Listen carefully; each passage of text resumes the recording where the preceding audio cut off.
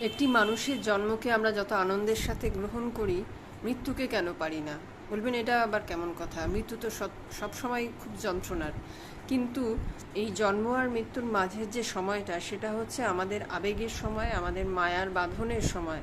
আমরা সেই মায়ার বাঁধন কাটিয়ে উঠতে পারি না, যার কারণে কোনো মানুষের মৃত্যু, সেটা সময় হোক বা অসময়ে বা দুর্ঘটনার কারণেই হোক, আমরা সেই বিচ্ছেদটাকে কোনোভাবেই মেনে নিতে পারি না।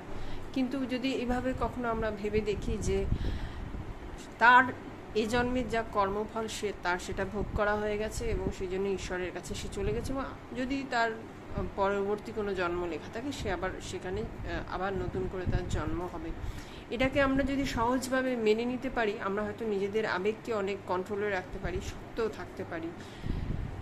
বিচ্ছেদ তো অবশ্যম্ভাবী, সেটাকে আনন্দের সাথে হাসি মুখে বিদায় দেওয়াই